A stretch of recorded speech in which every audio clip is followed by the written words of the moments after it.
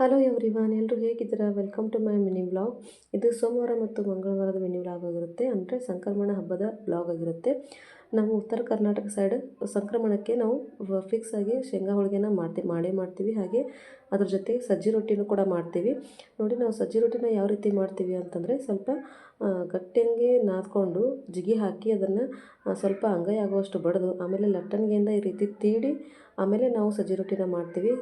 ನಮಗೆ ಎಷ್ಟು ಬೇಕೋ ಅಷ್ಟು ದೊಡ್ಡದಾಗಿ ನಾವು ತೀಡಿ ರೊಟ್ಟಿನ ಮಾಡ್ಬೋದು. ಸೊ ನಾವು ತುಂಬ ಹೆಚ್ಚಿನ ಕ್ವಾಂಟಿಟಿಯಲ್ಲಿ ಮಾಡ್ತೀವಿ, ಯಾಕಂದರೆ ನಮಗೆ ಸಂಕ್ರಮಣ ಹಬ್ಬ ಅಂದರೆ ಸಜ್ಜಿ ರೊಟ್ಟಿ ಮತ್ತು ಶೇಂಗಾ ಹೋಳಿಗೆ ಬೇಕೇ ಬೇಕು.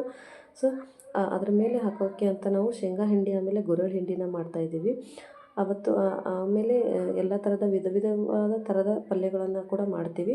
ಸೊ ಇದನ್ನೆಲ್ಲ ಮಾಡಿ ನಾವು ಸಜ್ಜಿ ರೊಟ್ಟಿ ಇಟ್ಟು ಅದರ ಮೇಲೆ ಇವೆಲ್ಲಗಳಿಂದ ಗಾರ್ನಿಷ್ ಮಾಡ್ತೀವಿ. ನೋಡಿ, ನಾವು ದೇವ್ರ ಪೂಜೆಗೆ ಇದನ್ನು ನೈವೇದ್ಯ ಹಿಡಿತಾ ಇದ್ದೀವಿ. ಪೊಂಗಲ್ ಕೂಡ ಮಾಡಿದ್ದೀವಿ. ಸಂಕ್ರಮಣ ಅಂದರೆ ಪೊಂಗಲ್ ಬೇಕೇ ಬೇಕಲ್ವ, ಆ ಥರ ಒಂದು ಸ್ವೀಟಾಗಿ ಪೊಂಗಲ್ ಕೂಡ ಮಾಡಿದ್ದೀವಿ. ನೋಡಿ, ಈ ಥರ ನಾವು ಪಕ್ಕದ ಮನೆಯವ್ರಿಗೆಲ್ಲನೂ ಈ ಥರ ನಾವು ಪ್ಲೇಟಲ್ಲಿ ಎಲ್ಲ ಥರನೂ ನಾವು ಮಾಡಿರುವಂಥ ಎಲ್ಲ ವಿಧವಾದ ಅಡುಗೆಗಳನ್ನು ಸಜ್ಜಿ ರೊಟ್ಟಿ ಮೇಲೆ ಹಚ್ಚಿ ಈ ಥರ ಕಲರ್ಫುಲ್ಲಾಗಿ ಎಲ್ಲ ಹಾಕಿ ನಾವು ಮನೆಗೆ ಹೋಗಿ ಕೊಡ್ತೀವಿ. ಸೊ ಅವರು ಕೂಡ ನಮ್ಗೆ ಕೊಡ್ತಾರೆ.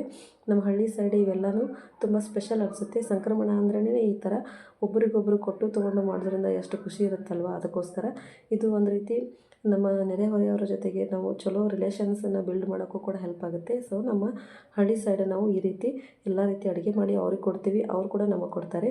ಇದನ್ನ ಮುಗಿಸಿ ನಾವು ನಮ್ಮ ಅಜ್ಜಿ ಊರಿಗೆ ಹೋಗ್ತಾಯಿದ್ದೀವಿ. ಅಲ್ಲಿ ಸ್ಪೆಷಲ್ ಆಗಿರುವಂಥ ಸಂಕ್ರಮಣನ ಆಚರಿಸ್ತಾರೆ. ನೋಡಿ, ಈ ಥರ ಎಲ್ಲರೂ ಮನೆಯಲ್ಲಿ ಆಗಲೇ ತೋರಿಸಿದ್ನೆಲ್ಲ ಆ ಥರ ಬಗೆಯಾದ ಅಡುಗೆಗಳನ್ನು ಮಾಡಿಕೊಂಡು ಎಲ್ಲನೂ ಅಡುಗೆಯಲ್ಲಿ ಕಟ್ಕೊಂಡು ಊರ ದಂಡಿಗೆ ಅಂದರೆ ಹೊಳೆ ದಂಡಿಗೆ ಹೋಗಿ ಪೂಜೆ ಪುನಸ್ಕಾರ ಎಲ್ಲ ಮಾಡಿ ಅದನ್ನು ಊಟ ಮಾಡಿ ಮನೆಗೆ ಬರ್ತೀವಿ. ಇದು ಅಲ್ಲಿಯ ಸಂಪ್ರದಾಯ. ಸೊ ನಾವು ಅಲ್ಲಿ ಹೋಗಿ ಬರಬೇಕಾದ್ರೆ ಕತ್ಲಾಯಿತು. ಇವತ್ತಿನ ವ್ಲಾಗ್ ಇಲ್ಲೇ ಎಂಡ್ ಆಗಿದೆ. Thank you so much.